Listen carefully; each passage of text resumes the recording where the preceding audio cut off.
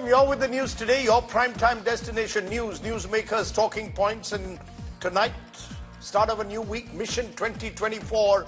Ahead of the big polling day tomorrow, is this campaign getting caught up in fear-mongering? Is the BJP trying to show up the Congress as anti-Hindu pro-Pak? Or is the Congress giving the BJP ammunition with some of the statements made by its leaders to try and build a narrative? That's the story we're going to look at closely, the kind of campaign we're witnessing in 2024. But first, the 9 headlines at 9. All set for phase 3 of the Lok Sabha polls on Tuesday. 93 constituencies across 11 states, 1 union territory to cast their ballot for the third leg. The BJP had dominated this segment in 2019. It's a BJP versus Congress war of words. Former Punjab Chief Minister Channi clarifies on his Poonch stunt remark, says he respects martyrs, but centre is politicizing terror attacks. BJP steps up its Congress pro-Pakistan campaign. A Karnataka BJP video on Muslim quota now stokes a big row. Congress wants the EC to step in. FIR lodged against BJP's top brass on allegations of inciting communal discord. HD Revanna seeks bail in the Karnataka sex abuse case. The JDS MLA is in SIT custody until May 8th. His son Prajwal is still in Germany. Helpline created for Revanna survivors. More trouble for Arvind Kejriwal. Delhi LG recommends now an NIA probe against the Chief Minister for an alleged $16 million Khalistani funding. AAP says it's another conspiracy against the Chief Minister. A day after quitting the Congress, Radhika Khera, a Congress spokesperson, said she was harassed for visiting the Ram Mandir. Prime Minister Modi slams Congress, claims it has an anti-Mandir stand. 30 crores and counting, huge amounts of cash seized from Jharkhand Congress minister's aid. Prime Minister hits out, says he will stop the loot. Congress hits back, says the concerned person was also an aide to BJP. 16 killed in Israel's retaliatory airstrikes in Gaza's Rafah ahead of a possible ground invasion of the Palestinian city. Israeli Prime Minister Netanyahu rejects the true score. Former US President Donald Trump threatened with jail over contempt in a hush money trial. Trump fined for the 10th time for violating a gag order.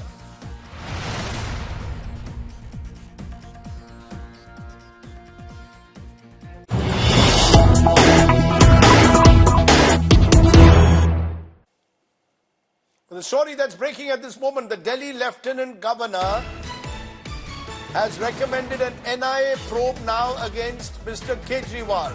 LG Mr. Vijay Saxena has demanded a probe on alleged Khalistani finding. The complaint says AAP received $16 million from Khalistani groups for political funding. AAP alleges this is another conspiracy against the Chief Minister who remains in Tihar jail on a money laundering case. AAP has called the Delhi agent simply a BJP agent. Amit Bhardwaj is joining us. He tracks the Aam Aadmi Party for us. Amit, what are you picking up? Is this again going to become another battle between the LG and the Chief Minister's office, particularly because it comes a day before the Supreme Court is to hear a crucial bail plea of Arvind Kejriwal? True, Rajdeep, that's the big narrative right now, that, the timing of the recommendation itself is being questioned by Aam Aadmi Party leaders and the sources. It is a fact that the bail plea is to be heard in the Supreme Court tomorrow, and today the Delhi LG VK Saxena has recommended an NIA probe against Aam Aadmi Party chief. The LG office is saying that they had received a complaint alleging that Aam Aadmi Party had received political fundings from groups which has Khalistani link or are originally pro-Khalistani groups, and they are banned Khalistani. No, but when did they receive? If I may ask, Amit, when did they? If you look at the statement, yes. No, when was this funding? Which elections, and why is it now being suddenly probed? I mean, surely the last Delhi election was 4 years ago. When was this funding? Which is this group?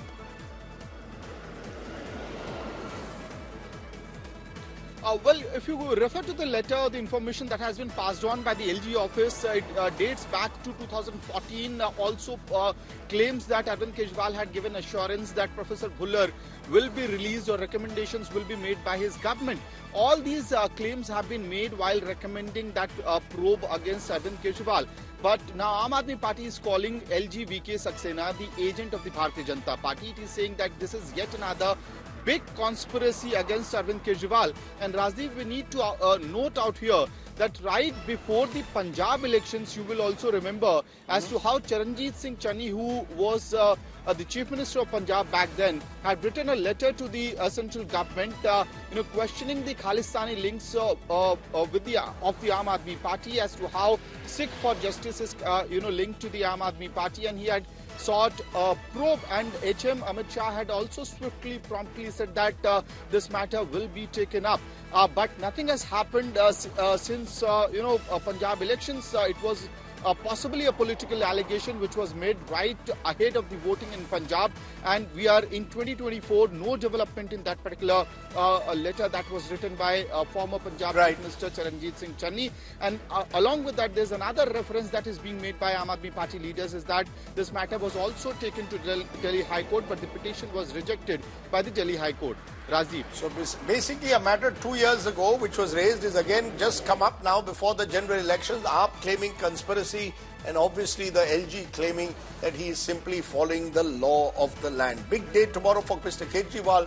Supreme Court bail application coming up. Big day also because tomorrow we'll see 93 constituencies going to polls in the third phase of the Lok Sabha elections. With this, the elections in Karnataka will get wrapped up, and lots of key constituencies. Jyotiraditya Scindia hoping to recapture the family bastion of Guna. Big battle in Baramati, Pawar versus Pawar. Mainpuri, another family bastion of the Yadavs at stake. And Amit Shah hoping to maintain his complete total dominance that he's had over Gandhinagar. And Shivamogga in Karnataka could well see in the backdrop of the Revanna case and the allegations that are flying thick and fast between the two main parties there, a real contest. Remember the BJP's case, Ishwarappa has rebelled, he's contesting independently there. Yediyurappa's son, Raghavendra, is the candidate in Shivamogga. So lots tomorrow, including that Pawar versus Pawar battle in Baramati. We'll have more of that at 10:30 p.m. tonight on Elections Unlocked. But I want to focus for a moment on the way this campaign is now playing out. We're almost at the halfway stage, and the BJP, which started off with a Viksit Bharat roadmap for voters, appears to be turning day by day to an ever-sharpening Hindutva campaign. In its recent advertisements, the BJP is projecting the Congress not just as anti-Hindu, but even claiming it's a pro-Pakistan party. It issued ads in Marathi in Mumbai newspapers over the weekend, suggesting that a victory for the opposition would lead to celebrations in Pakistan. The Congress too is not helping its case. One of its leaders in Maharashtra has questioned the death of policeman Hemant Karkare in the 26/11 terror attack. Tonight's top story is looking at how a campaign which began as a campaign of hope is now turning into a campaign of fear. Take a look. Your vote will lead to celebrations where? In India or in Pakistan? Asks a newspaper ad that appeared in Mumbai. The ad urges voters to back the Narendra Modi government. The Congress says it violates the Model Code of Conduct. Bharatiya Janata party का पहली बार नहीं है कि लोकसभा चुनाव हो चाहे विधानसभा चुनाव हो, जब तक भारत पाकिस्तान की बात नहीं करती उसका पेट नहीं भरता है। अब एक नया जुमला लेकर आई है कि अगर मोदी जी भारत में हारेंगे तो पाकिस्तान में जल्लोष होगा, वहां उत्सव मनाया जाएगा। अरे क्यों भाई, मोदी जी हारेंगे तो भारत में उत्सव मनाया जाएगा, भारत में जल्लोष होगा। For a city that suffered 26/11 and many terror attacks in the past, the issue touches a raw nerve. The Congress too has made a controversial comment, raising questions on the death of Hemant Karkare at the hands of terrorist Ajmal Kasab. यांचा खून झाला हेमंत करकरे साहेबांचा, ती गोळी कसाबच्या बंदुकीतली नव्हती, कुठल्या अतिरेक्यातली नव्हती, ती गोळी एका पोलीस अधिकाऱ्याची होती, RSS समर्पित. त्यावेळेस हे पुरावे लपवणारा देशद्रोही कोण असेल तर तो उज्ज्वल निकम आहे. After the two phases of elections, the BJP has played the Hindutva card in a big way, with Prime Minister Narendra Modi himself making national security and minority appeasement main calling card. यहां कांग्रेस मर रही है और वहां पाकिस्तान रो रहा है. कांग्रेस के लिए अब पाकिस्तानी नेता दुआ कर रहे हैं. शहजादे को प्रधानमंत्री बनाने के लिए पाकिस्तान उतावला है. पाकिस्तान और कांग्रेस की ये पार्टनरशिप अब पूरी तरह एक्सपोज हो गई है. Meanwhile, the BJP in Karnataka has posted social media ads that portray the Congress as giving away quota and funds meant for SC, ST and OBC to Muslim community. The Karnataka police has filed an FIR against BJP President JP Nadda, party's IT cell chief Amit Malviya and State Unit Chief BY Vijayendra for allegedly violating moral code. The FIR is based on a complaint filed by Congress leader Ramesh Babu. In Karnataka, they don't reach double digit. Only single digit they will get. Because of that, they are doing all these nonsense things. They don't have common sense. Just like their national leaders, they are also doing the same thing. Even in last assembly elections also, they did the same thing. Ajan, hijab, what they did in 10 years, nothing, zero. Because of that, they are telling Tali and all those other things. It will not run for long days. The Election Commission had issued notices to the BJP and Congress on complaints against statements by Prime Minister Modi and Rahul Gandhi. The question now is whether the EC should act on its own without waiting for formal complaints from political parties to ensure the political discourse is not marred by alleged hate speech. Bureau Report, India Today. So is the 2024 election campaign now caught up in toxic fear-mongering? Will the BJP bid to project the Congress as anti-Hindu and pro-Pakistan work? Are Congress leaders giving the BJP ammunition to build this narrative? These are just some of the questions I will raise tonight. My first guest is the Rajya Sabha MP of the Shiv Sena, that's the Shiv Sena Shinde group, Milind Deora, who's on the road joining me at the moment. Milind Deora, appreciate your joining us. I have before me an ad which your Mahayuti has put out in all the Mumbai papers.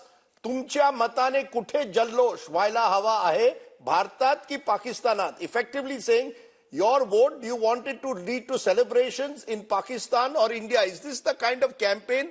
Is this the kind of new India campaign that you want to build, Milind Deora? Okay, well, firstly, thank you for having me. You're right, I am on the road on a very important infrastructure project in Mumbai city. My network may be sporadic, so please, I would request you not to interrupt me and to allow me to speak. In your opening statements, you said that the NDA spoke about a campaign of Viksit Bharat. Let me ask you a question. Is national security not essential and an integral element of taking India to the next stage? And to equate what is happening between India and its hostile neighbors with a Hindu-Muslim narrative, Rajdeep, is extremely unfortunate for the media or for the opposition. No, please tell me what, Mr. Milind Deora, Sean of the Sophistry, tell me what does this ad mean? Are you telling me your former party is pro-Pakistan and anti-Hindu? I want a straight answer. What is this ad? This ad is fear-mongering, isn't it? That if I vote for the Congress party, can I please speak? I'm being pro-Pakistan. I told you not to interrupt me. No, I am asking you a straight question. I will answer your question. Please do. There is over time, and I say unfortunately because I was a member of that party and I tried to improve things from within, a growing perception that Congress stands on the wrong side of issues that matter to India. You yourself said that Congress isn't helping its case. Let me give you a few examples. I was an MP from South Mumbai in 2008 when 26/11 happened here. When I saw the anguish, the suffering, the death, the terror that people had to endure in this constituency. I worked very closely with Dr. Manmohan Singh, who was the Prime Minister at the time, and the intention of the government of India, the law enforcement agencies, was to tell the world, the United Nations, that Pakistan is behind this. By the way, Pakistan themselves admitted that 26/11 was their own doing. We caught Ajmal Kasab. He was tried in a court of law and he was sentenced to death. What was a statement by Congress leaders soon after that terror attack? Congress leaders released a book which diverted attention away from Pakistan and blamed one particular religion for that terror attack. They blamed the Hindu community for that terror attack. Who made it a Hindu-Muslim issue in the first place? Why were Congress leaders at the time, when the country and their own government attacking Pakistan, trying to hold them accountable internationally, Sir, giving you Pakistan are a clean sheet? Mr. Deora. One second. You were in the Congress at the time, Mr. Deora. You were the South Mumbai MP at the time. Are you saying the individual opinions of a few Congress leaders attending a book release meant that the Congress was backing Pakistan? And if it was what did you do about it? What did you do about it, sir? Let me complete. What I did, I spoke internally within internal forums. What did you do about it as a journalist? Did you raise questions? Of course we did. Did you ask those people?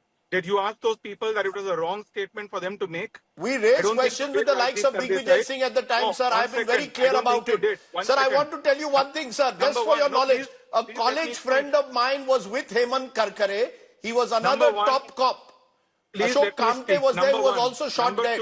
So we know friends, your friends as well, who died. So I'm not going to blame. I'm the last person who's going to give Pakistan a clean chit on 26/11. But I can tell you something that my father and I, who have represented Mumbai for the last 45 years, we were both appalled at that book launch. We were appalled at that release. I know what the Prime Minister at the time, what his views on that were. That's another issue. Maybe I'll leave that for my memoirs whenever that's released. A few days ago, let me complete. A few days ago, the leader of opposition of the Maharashtra Assembly, a congressman, made a statement saying that, sorry, I got a call. He made a statement saying that the bullet that killed Hemant Karkare, who's a martyr, who was martyred on 26/11 in my constituency, was not a Pakistani bullet, but a bullet again of RSS and of the Hindu community. So who is making this issue about India and Pakistan, about Hindu and Muslims? Number one. Number two, let me make a larger point. This is for the Congress to reflect on. This is something that people like us tried to change within the party. I'll give you another third, smaller example. When the Galwan conflict was underway and India was battling China, and we were doing so diplomatically, we were holding our ground. At the time, it was a small but a significant move. TikTok, which is an app which young people use, it's one of the most popular apps in the world. India was the first country to ban TikTok for security reasons, for economic reasons. I welcomed that ban at the time, saying it's good for India. We must come together, regardless of which party we're from. We must support the government of the day when a neighbor is being hostile towards us. The Congress at the time trolled me. They trolled the government, saying that what kind of random thing is this, banning TikTok? It's insignificant. Why should we do that? When it's a Chinese-owned app. Today, by the way, the world over, including the United States last week, the Federal Communications Commission of the US, which is like the IT Ministry of the United States, the chairman of the FCC, like the IT Minister of America, made a statement saying, we are following India's example when analyzing and assessing how to ban TikTok. Obviously, it will raise an issue and raise a debate and a doubt in people's minds as to why is it that a party that has a great legacy, mind you, is suddenly now on the wrong side of India when a neighbor is being hostile towards India and the Indian government. Indian government, mind you, Rajdeep Sardesai, transcends which party is in power. Indian government transcends prime ministers. Indian government transcends politics. I take your point, but this, Mr. Deora, in conclusion, but this ad certainly doesn't. The point I'm making, Mr. Deora, Your party seems to have decided in Maharashtra we have to go back to Hindu-Muslim politics. You're telling me that there is What no is Hindu-Muslim Hindu-Muslim angle, between India and but when you Pakistan, say Rajdeep? tumcha matane kuthe jallosh waila hawa ahe, that's like suggesting that if the opposition wins, there'll be crackers in Pakistan. Many will say firstly, actually that quite the Rajdeep, let me contrary. correct There will you. be those Let on me the other correct side you. who might welcome even Mr. Modi coming back. So, I mean, is this the kind of campaign you want to win an election on is all I'm asking. Okay, let me ask you now. Have you asked the Congress party, is this the kind of campaign they want to win an election on? I When will be last week asking the them leader of that too. opposition... No, when the leader of opposition of the Congress, for no reason, nobody is being provoked or prompted to do this. When the leader of opposition, a man who holds a constitutional post of the Maharashtra Assembly, makes a statement that 2611 was not the doing of Pakistan, but the doing of a Hindu group, is that not provocative? Is that not bringing in the debate, lowering the debate and giving Pakistan a clean sheet? Naturally, if a party or if individuals and responsible individuals in that party are trying to give Pakistan a clean sheet on the eve of elections, doesn't it raise questions? Doesn't it bother you as a Mumbaiker? It does, and the statements of an individual need not. A statement of an individual need not always reflect that of his party. I'm sure you know that as someone who's been in the Congress for so many years. Rajdeep, even if I was in the Congress, I would have been appalled at that statement, as I was appalled after 2611 when leaders released a book trying to give a clean sheet to Pakistan. These are issues which matter in any election. By the way, these are not fringe issues. These are issues that matter. National security is an important issue for India to grow economically. Having the right foreign policy, having the right national security policy is absolutely critical for our country to go forward. Okay, let me leave it there. Let me leave it there, Milind Any Deora. political party, that any political party that or any leader that is making a statement that is giving our enemies a clean sheet will naturally be questioned in the due course of a campaign. Okay, How can you enough. not expect that to happen? Okay. What should the government say? Well done to the leader of opposition. Well done to others. I'm glad you're supporting China and Pakistan. We should not make this an issue. Which country would that be the case? Okay. In any country in the world, I'm sorry to correct you, but any country in the world, the politicians during an election, the media would naturally make that an electoral issue. It would be a massive national security issue, which has massive ramifications on our economic growth and prosperity, on our security, on our safety.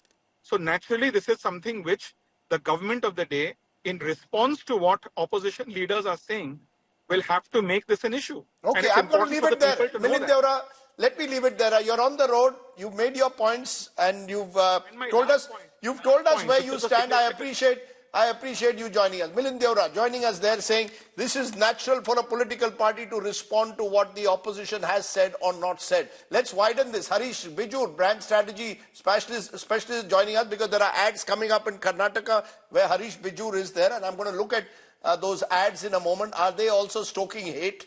Charan Singh Sapra, National Spokesperson Congress, also a Mumbaikar. Sanju Verma, another Mumbaikar, National Spokesperson BJP. Sanjay Hegde, Senior Advocate, Supreme Court, also from Mumbai, joining me. Appreciate all of you joining us here on the show tonight. Charan Singh Sapra, I want you to first come and make it very clear.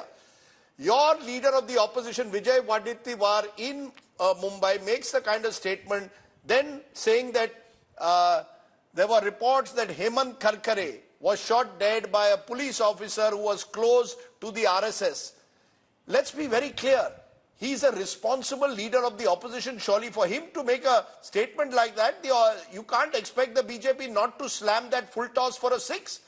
I mean, are you effectively telling me that Hemant Karkare was killed by his own and not by Ajmal Kasab and the terrorists? I mean, these are the kind of ludicrous statements that you make that give the entire ammunition to the BJP. And now you all are red-faced.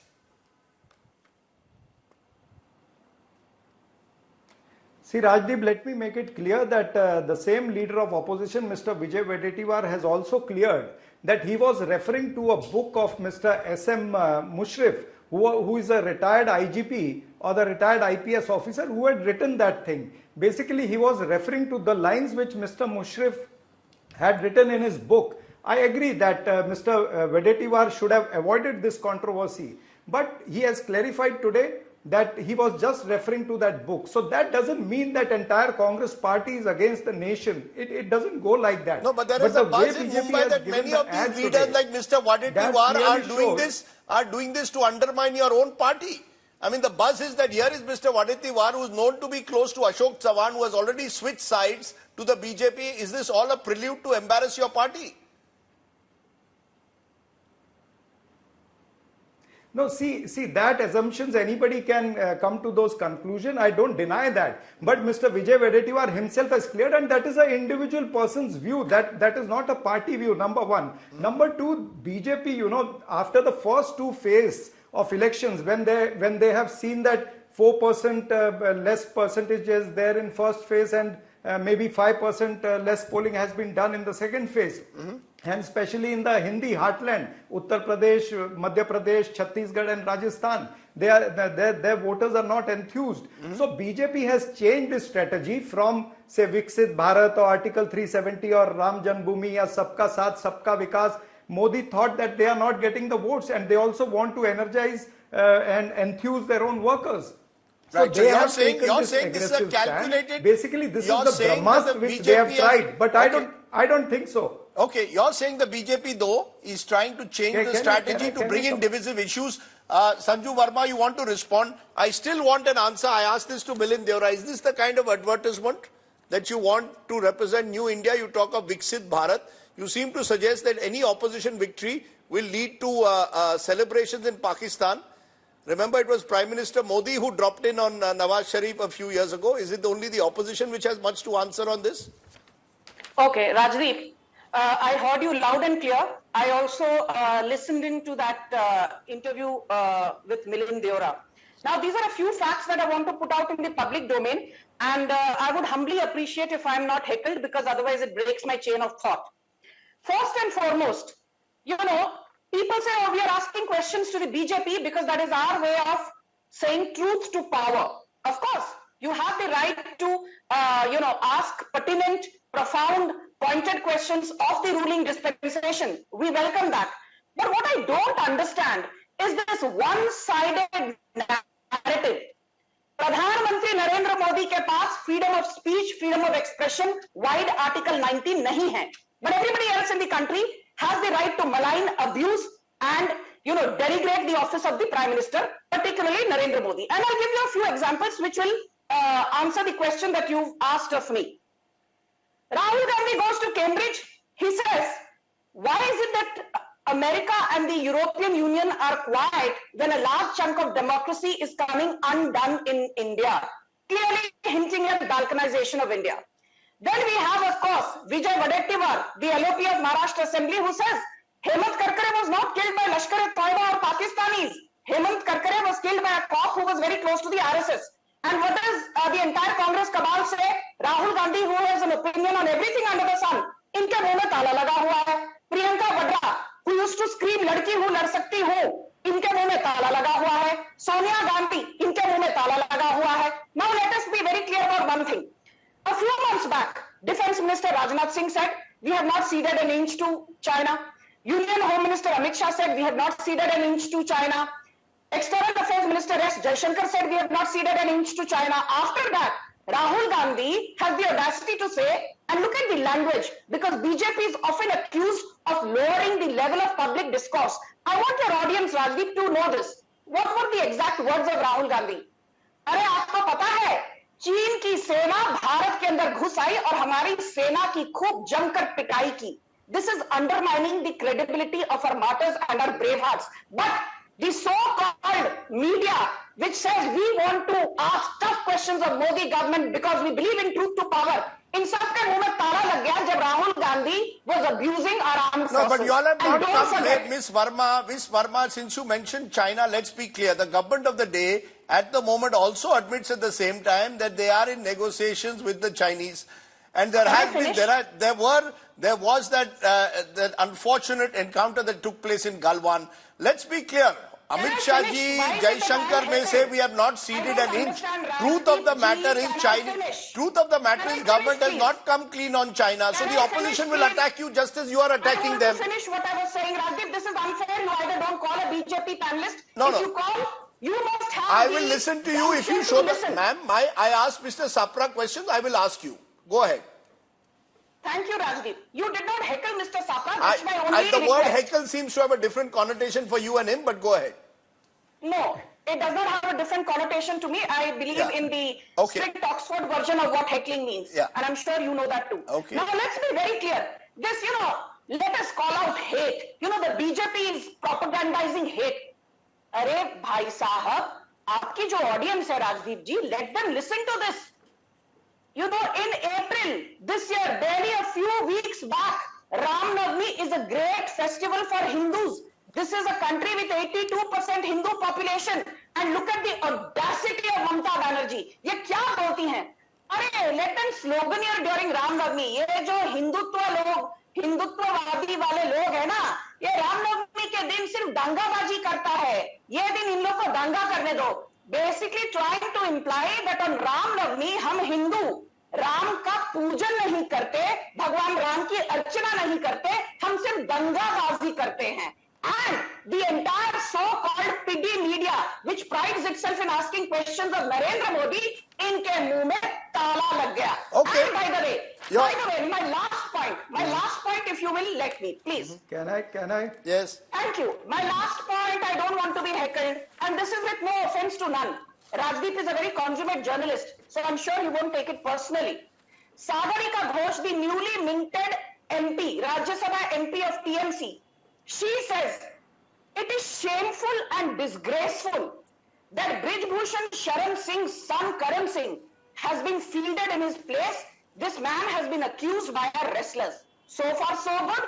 But the same Sagarika Ghosh has not asked, why is it that fodder scam convict Lalu Prasad Yadav's daughter Rohini Acharya is being fielded from Saran? This is the same Sagarika Ghosh who has never uttered a word condemning the fact that Tejaswi Yadav, the Deputy Chief Minister, also the son of Lalu Prasad Yadav, no questions were asked of him. Okay, so you're saying the opposition is being...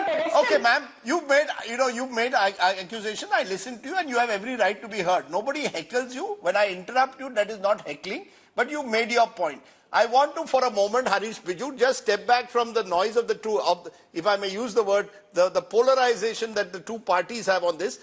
I can't even show the ad, I'm told, that the Karnataka leader of the BJP has put out, effectively suggesting that Muslims are going to get the reservations that are meant for SC, ST, OBCs, because the kind of imagery is already now the subject of a criminal investigation. A complaint has been lodged with the EC as well.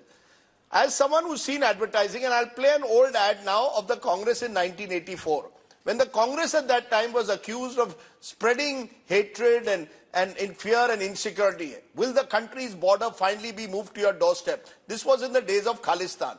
Now you've got an ad which the BJP is putting out, effectively pitting Muslims against SC, ST, OBCs. Does it worry you? Or are advertisers also now simply playing this game of fear-mongering at election time? Rajdeep, advertisers do what they're asked to do. And typically during election time, it's an aberration time. I typically say that an election time is an aberration moment in our lives. When a lot happens, when a lot of noise happens, and then we come back to the normal. So I think the normal times are going to come back once again. But let me look at campaigns. Typically, I've been watching campaigns over the years. Every campaign starts with a highest common denominator appeal. And most of the time, it's always a very positive campaign. But every election, literally every election that I watch, a positive campaign tends to become a negative campaign. Because, the opposition parties hit out at the ruling party wants to hit back. And I think, every piece of ammunition that is out there is brought to the fore. No, but do negative campaigns work more than positive, Harish? Are you saying that why is it a campaign which starts about hope, about future, about jobs, eventually ends up, and in recent times, particularly about Hindu, Muslim or Pakistan? What does Pakistan have to do, frankly, with an Indian election? What Fawad Hussain says, one leader there suddenly becomes the subject of a narrative in this country. Do negative campaigns sell, in your view, more than positive? Yes, typically speaking, particularly in the day and age of, the digital, the negative algorithm has a tendency to kick up negative messaging by a huge multiple. Whereas positive messages actually die after taking one cycle of the algorithm, full stop. And therefore, negatives tend to work. But then, there's a very important point to note that negatives work in the beginning, but they don't work all the time. Because, people sit up and people smell the coffee and say that, hey, listen, I'm not going to listen to negativity which is coming at me all the while. I do not believe in the credibility of a political party that is always mocking the opposition. Or I will not believe an opposition party which is always mocking the ruling party. That is the line. Okay. I don't know why political parties want to debrand others. Don't debrand others. That's a good point. That in your attempt to build your own brand. Yeah, good point. In your attempt to build what you stand for, do not debrand others. But Sanjay Hegde, in all of this, the Election Commission rather silent. The Election Commission doesn't seem to have moved on any of the comments made by different leaders that have been seen by many as hate speech. What does that say? That is it that we have a high tolerance level now for hate speech? That hate speech, or what many would interpret as hate speech, calling someone Ghuspetia and effectively singling out a community, today are no longer seen as hate speech? Is it normalized now? I don't know whether it is normalized, but the Election Commission is showing Nelson's eye to all kinds of things. Possibly because if it were to take up one case, then it would necessarily have to take up another. So you can't go after the Congress for hate speech, because then you would have to go into the BJP as well. Now, what this kind of silence or this kind of looking away has done, it is to encourage everybody to do it. And there is a competitive kind of hate speech which is getting into a hate spiral. If the Election Commission had acted in the first instance, the other instances would not have happened. So should the Supreme Court step in, Sanjay? Because the Supreme, when hate speech, who's going to, if the Election Commission is not going to act tough, is the Supreme Court now going to have to act tough? Well, that's a possibility. The Supreme Court can be petitioned to say that a constitutional authority is not performing whatever its remit is. And then the court can be moved to direct that particular authority. In fact, the Supreme Court in the 2019 cycle, in a matter which I had appeared in Harpreet Mansukhani, if I'm not mistaken, had specifically said that the Election Commission would take action in cases of appeals to religion. But that those orders of Chief Justice Gogoi seem to have now been forgotten. Maybe the Supreme Court will have to reiterate it, or even if the Supreme Court were to ask the Election Commission, surely you can't be that deaf. I am sure that the next few cycles at least may see a de-escalation.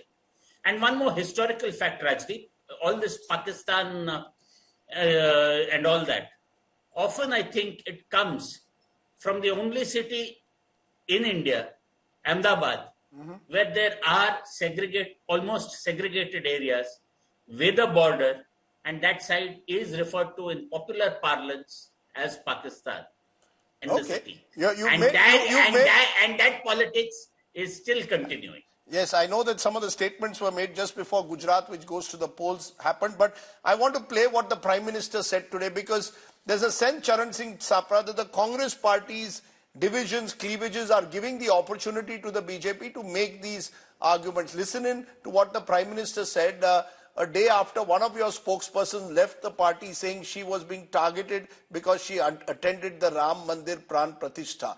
Listen in to what the Prime Minister said. तुष्टीकरण में डूबी कांग्रेस ने अयोध्या में राम मंदिर का boycott कर दिया। कांग्रेस का कोई नेता अगर भक्ति भाव से राम मंदिर चला जाता है तो उसे पार्टी से निकाल दिया जाता है। You heard that, Charan Singh Sapra, a day after your spokesperson Radhika Khera says she's leaving the party because she was being ostracized or targeted for attending the Ram Mandir Pran Pratishtha. The Prime Minister has leapt onto that issue. How do you respond? Are you all scoring these self-goals yourself?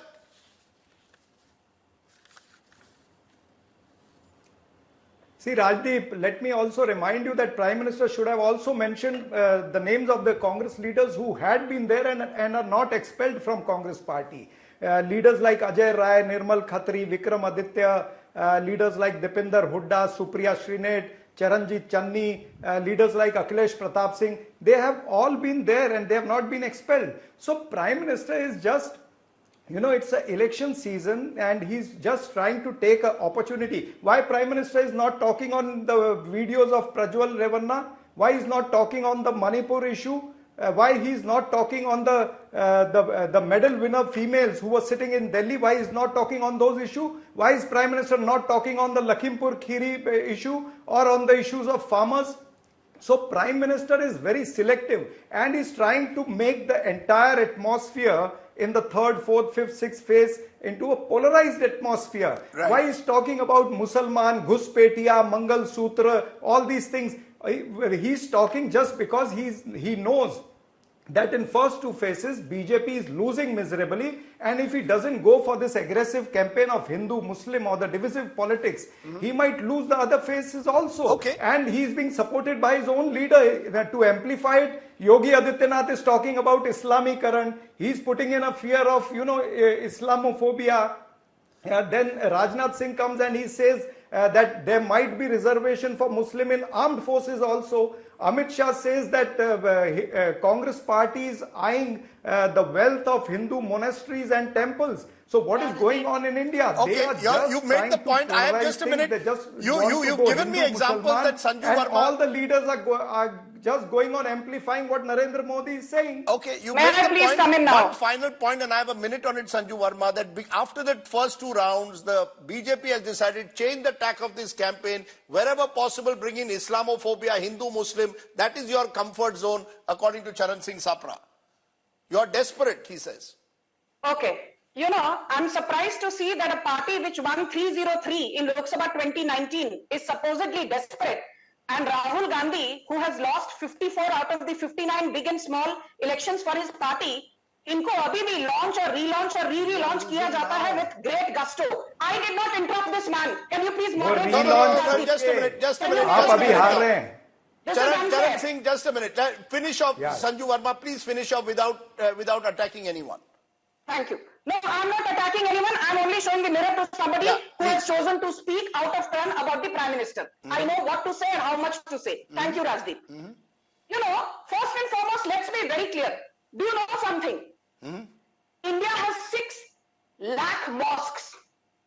More than even the number of mosques in Indonesia, which supposedly has the highest concentration of Muslim population. The number of mosques in Egypt are about 100,000, number of mosques in Saudi Arabia around 94,000, number of mosques in Iran around 75,000, number of mosques in Pakistan 15,000, number of mosques in Malaysia. What's the point you're making? Very quickly, ma'am, I have limited time. What's your point? I'm coming to that.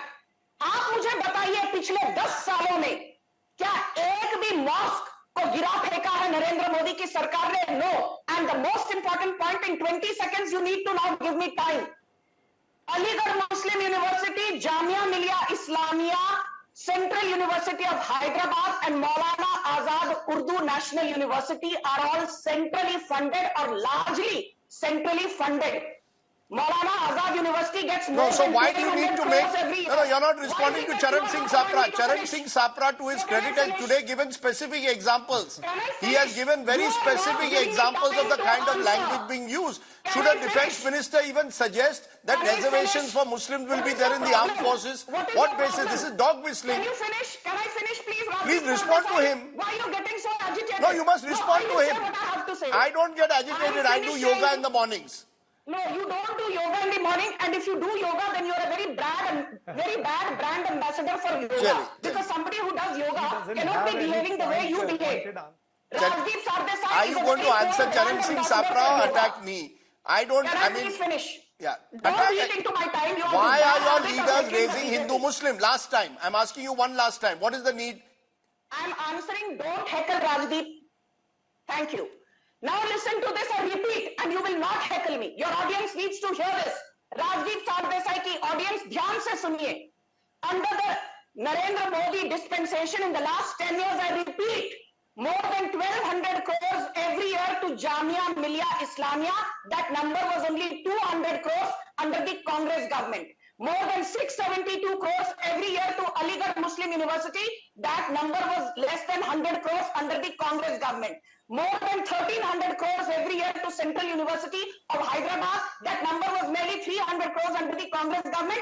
And in all these universities, Muslims get reservation. Dalito ko reservation nahi hai, Rajdeep No, that's ji. exactly it. So why not talk about the positive, as Harish Bijur said? Why not then reflect a positive brand rather than make fear-mongering of the other side?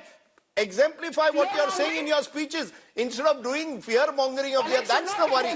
Okay, I've heard both sides. I've heard both sides now. I've given you equal time, ma'am. You cannot complain today. Volume down. Harish Bijur, 30 seconds at the end. You've heard these politicians. Do you believe that they all need to find a new way of doing their politics? Or this is the politics of the 21st century? Whether it's a Donald Trump in the US or whether it's our leaders here, whether it's the kind of fear-mongering is now part of Indian politics. And it even happened in 84 with the Congress.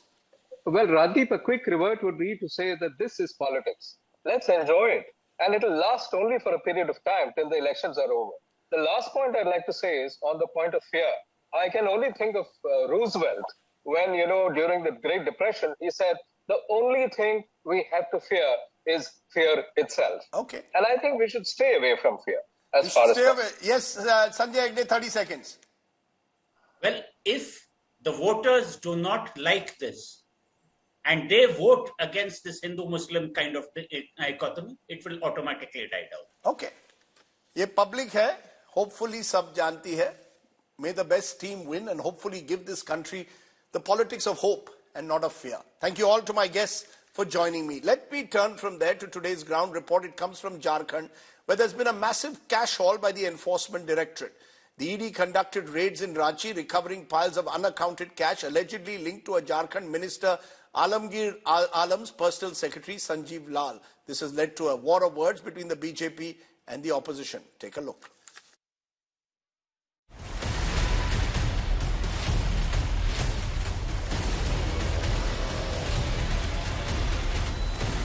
Piles of cash seized in Jharkhand. The Enforcement Directorate on Monday found allegedly unaccounted cash running into crores. The cash was recovered from the residence of the domestic help of the Secretary of State, Minister Alamgir Alam. Videos and photos showed officials of the Central Probe Agency taking out wads of currency notes from large bags in a room in the house. The person who allegedly kept the cash works as a domestic help of Minister Alam's personal secretary, Sanjeev Lal. Note counting machines were deployed to count the cash to ascertain the exact amount, which could range between 20 and 30 crore rupees, according to ED sources. Some jewellery was also recovered in addition to the cash. Alamgir Alam, a Congress leader representing Paku seat in the Jharkhand Assembly, evades queries on the cash haul. Sanjeev लाल एक सरकारी मुलाजिम है, वो हमारा PS है और हम लोग भी जब भी पीएस वीएस सिलेक्शन करते हैं तो अनुभव के आधार पर करते हैं.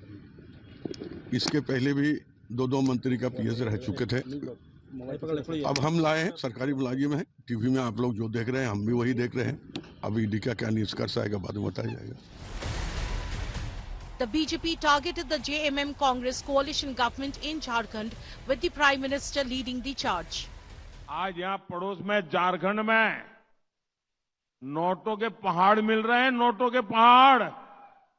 लोगों का चोरी किया माल पकड़ रहा है मोदी वहां. अब मुझे बताइए, मैं चोरी बंद कर दूं, इनकी कमाई बंद कर दूं, इनकी लूट बंद कर दूं, तो मोदी को गाली देंगे कि नहीं देंगे? आप तो आलमगीर आलम को मंत्रिमंडल से बर्खास्त करनी चाहिए, क्योंकि उनके नौकर के यहाँ अगर इतना, इनका निजी सचिव के नौकर के घर से अगर इतनी करोड़ रुपया बरामद होता है, तो मंत्री के घर और मंत्री के सचिव बाकी लोगों के घरों में छापामारी होगा तो पता नहीं कितना करोड़ों टका मिलेगा तो यहाँ वहाँ रखा होगा. ED sources say these raids are in connection with an ongoing investigation in a money laundering case against Virendra K. Ram, former chief engineer of the Jharkhand Rural Development Department, who was arrested last year. The cash is linked to alleged irregularities in the implementation of schemes in the department. Virendra K. Ram was arrested in February 2023 by the Enforcement Directorate after the probe agency launched multiple searches in Ranchi, Jamshedpur and other places in Jharkhand along with Bihar and Delhi. Last year, Congress MP Dheeraj Sahu had hit national headlines after nearly 350 crore rupees were recovered in income tax raid on firms linked to him. The latest cash haul by ED could become an embarrassment for the Congress in the middle of the Lok Sabha campaign. Bureau Report, India Today. Election time is also cash time. Tonight's Get Real India story. An assistant sub-inspector was mowed down by a tractor carrying illegally mined sand in Madhya Pradesh. This is not the first time a government official has lost his life fighting the sand mafia. The sand mafia now spreads its tentacles across several states of this country. These are the stories you won't get on prime time elsewhere. It's our Get Real India story.